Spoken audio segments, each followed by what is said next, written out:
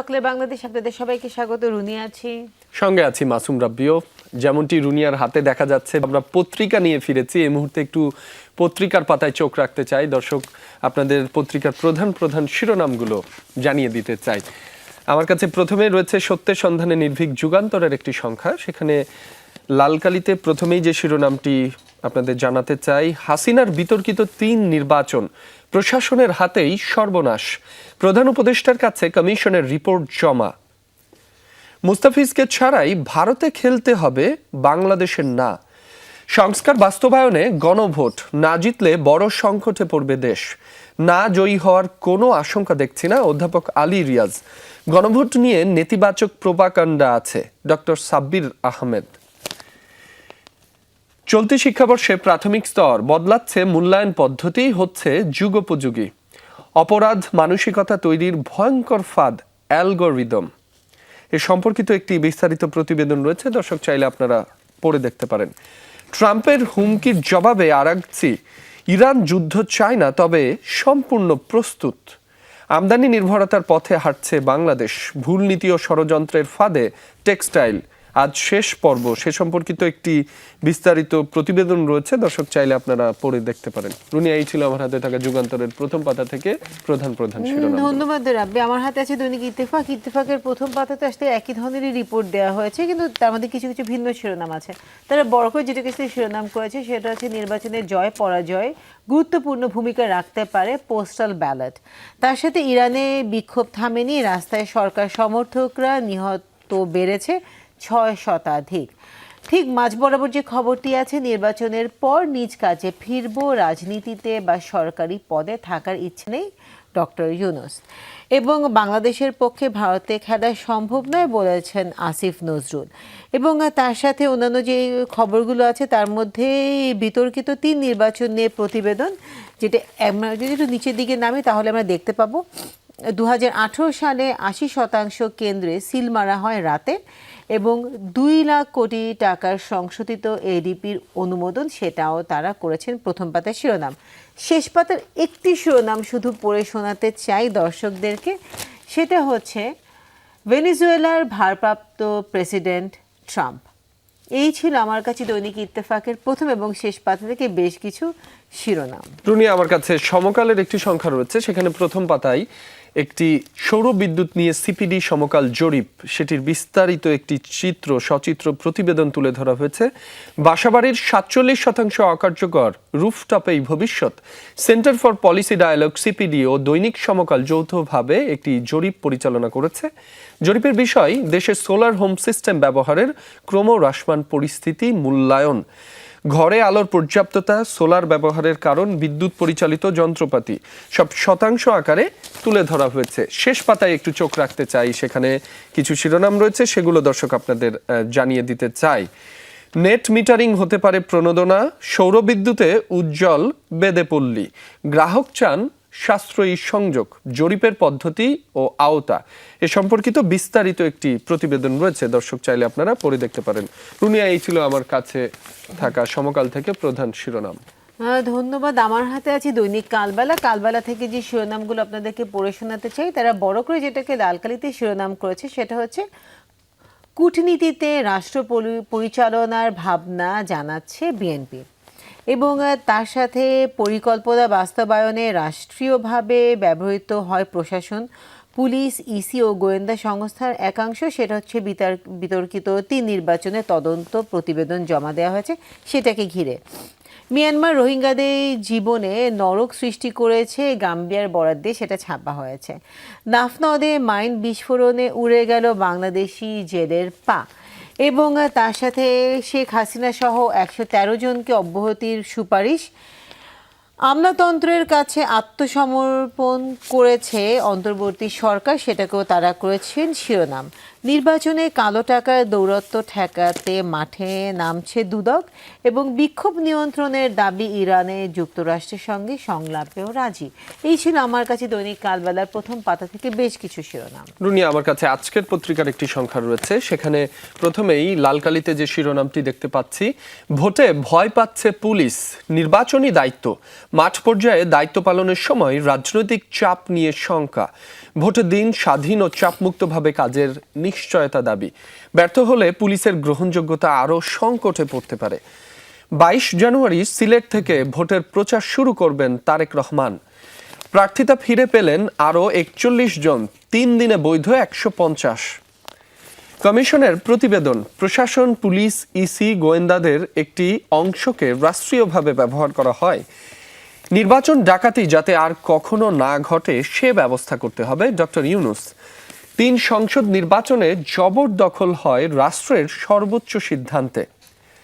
টিআইবির সংবাদ সম্মেলন, বড় সিদ্ধান্ত দিচ্ছে আমলাতন্ত্রের ক্ষমতাবান গোষ্ঠী। ভারতে খেলতে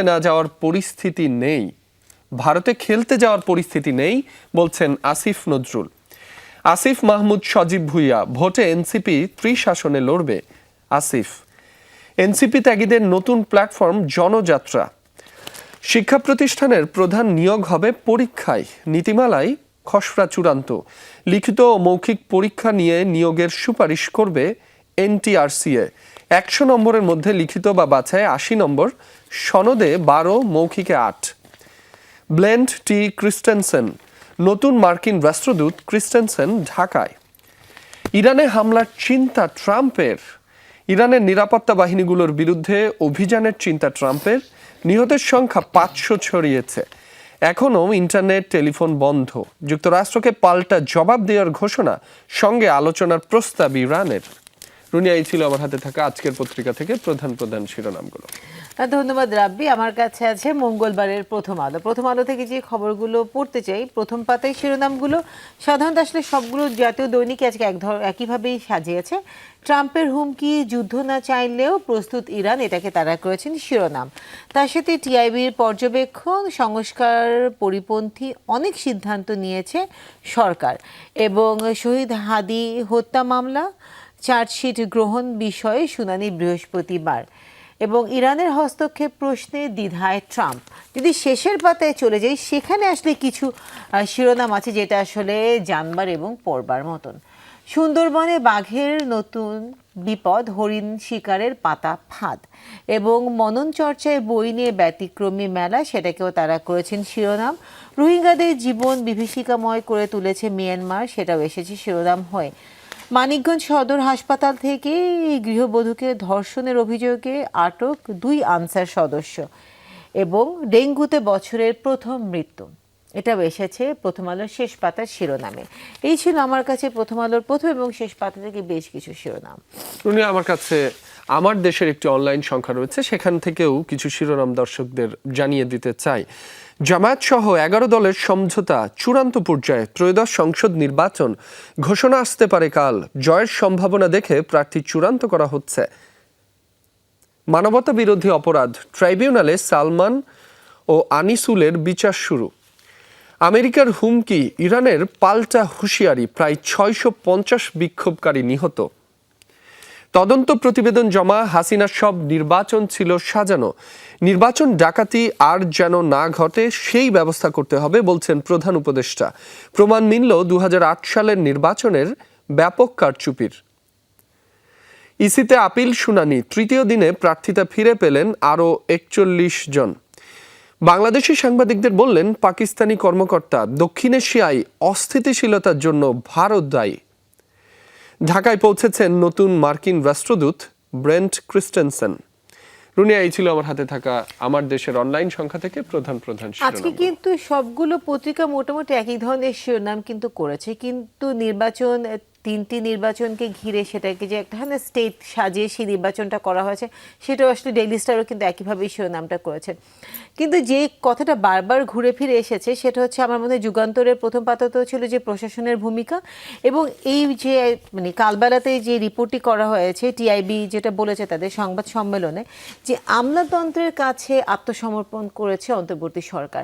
তার মানে হচ্ছে যে আমলাতন্ত্রের যে জটিলতা এবং এই প্রশাসনের যে জটিলতা, এই বিষয়গুলোকে যদি আসলে আমরা সহজ করতে না পারি, এই বিষয়গুলোতে যদি সংস্কার না আনা সম্ভব হয়, তাহলে আসলে এই জটিলতাগুলোই কিন্তু আমাদেরকে আবারও হয়তো এই যে 24কে ভুলে আবার আমাদেরকে হয়তো পিছিয়ে নিয়ে যাবে। এগোনোর যে পরিকল্পনা সেটি হয়তো বাধাগ্রস্ত হবে। পাশাপাশি প্রশাসনের কথা বলছিলেন, প্রশাসনের একটি বড় অংশ হচ্ছে বাংলাদেশে পুলিশ। সে জায়গায় ভোটে ভয় পাচ্ছে পুলিশ, সে সম্পর্কিত একটি প্রতিবেদন করা হয়েছে। নির্বাচনী যে দায়িত্ব পালন, এই যে এত বিপুল জনগোষ্ঠীর নিরাপত্তা প্রদান, সেটি কিন্তু আইন শৃঙ্খলা বাহিনী প্রদান করবে। তার মাঝে কিন্তু আমাদের দেশে পুলিশ একটি বড় ভূমিকা পালন করে, গ্রাম থেকে শহর পর্যন্ত। তারা যদি ভয় পায়, সেক্ষেত্রে কিন্তু নিরাপত্তা যে বিধান সেটি প্রয়োগ করা অনেক কঠিন হয়ে যাবে।